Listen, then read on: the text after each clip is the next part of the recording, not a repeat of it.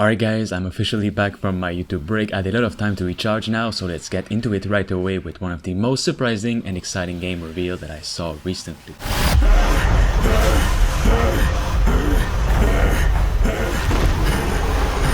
Sierra, close the elevator doors now!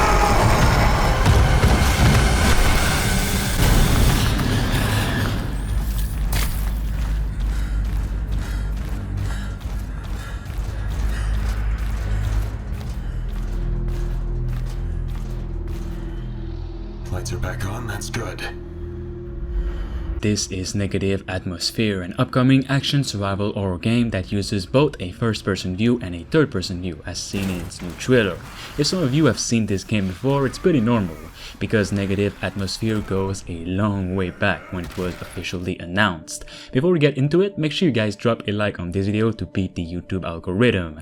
I was away for a long time now and couldn't make any gaming news videos at all, so let's get the support back up if you guys are liking the videos. Now, I remember covering Negative Atmosphere years ago on the channel, but it did not look as polished and updated as it does right now.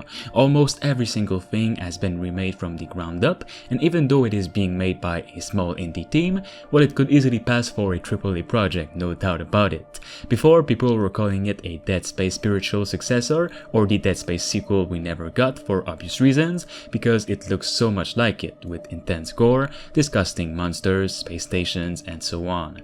But over the years until now, the developers really created their own original thing separated from Dead Space, even though it obviously still has its inspirations. It really wanted to be its own thing, and man, have they succeeded to show something exciting. Now, a lot of you guys wanted me to cover Negative Atmosphere over the past weeks and months, so let's get into it right away for the new details and of course the game's description.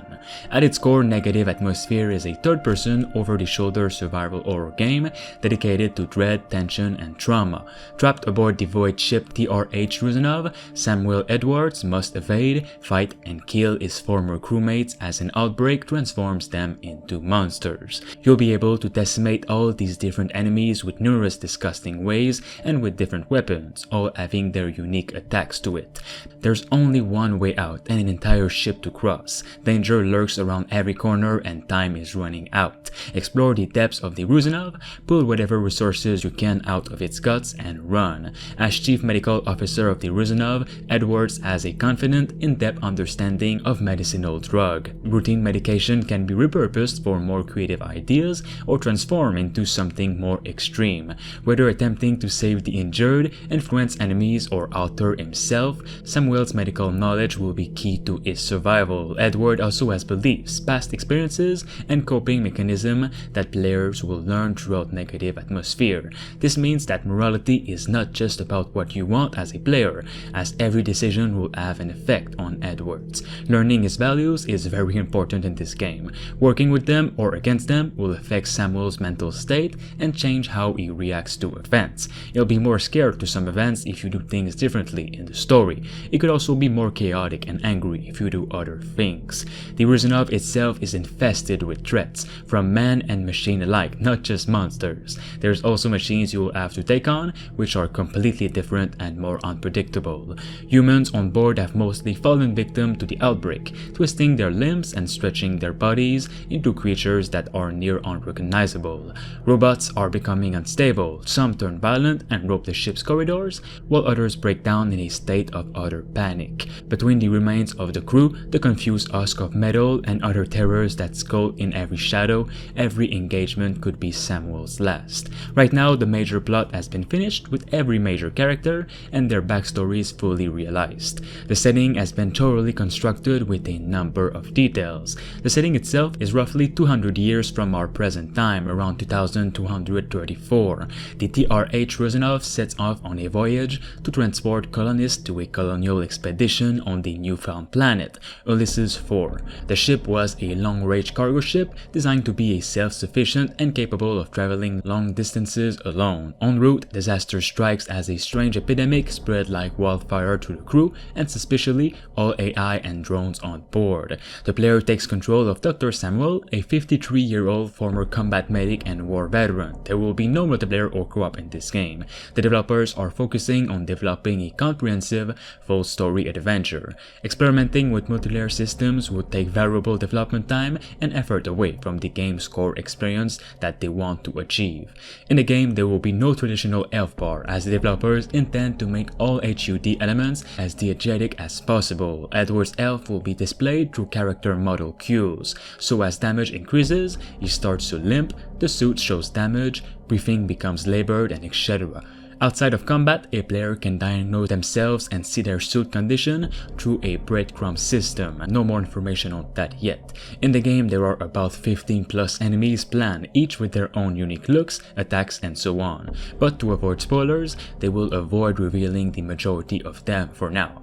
The Stealth Walker has been shown in the official trailer and provides a solid benchmark of the horrors aboard the Rusanov. At the moment, they have also 10 plus weapons planned.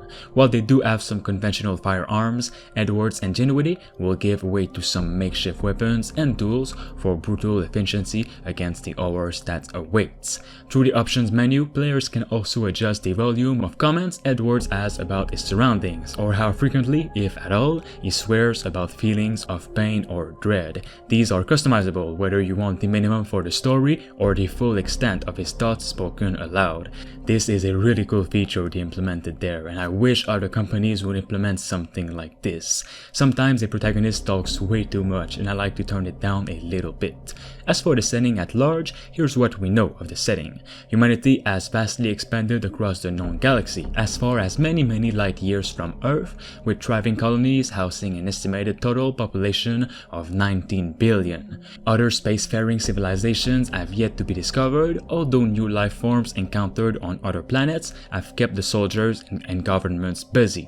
Two factions are in a state of total war. One, which is a large hegemony centered from Earth, believing itself to be the cultural throne of humanity and run largely by an oligarchic Earth-based international government, with financial backing from Earth's most influential mega corporations. The other faction is a wide array of loosely aligned factions against the other faction, ranging from libertarian settlers, fundamentalist extremists, transhumanist ideological dictators, and countless more, united only by their mutual fight for freedom from this enemy faction, which are in their way of progress. Alright guys, that is pretty much all we know for Negative Atmosphere for now. There's no release date yet, nor other details and gameplay, but if we do have more, I will definitely be making a video on it. Also, let me know if you'd like to see more by supporting this video, and of course subscribe to stay tuned. I'll talk to you all very soon. Thanks to Richard Westfall, Bruce Wayne 236, Thunderbeard, Kianzo Fagari, Rickno23, Diamond Hunter 45, Themistocles, Spacebeard Gaming, and Rash Singbati for being a master member on the channel. You can become a Survivor member for as low as 99 cents only by clicking the join button below. This will support me and the channel as a whole to continue making videos on the games that truly deserve it.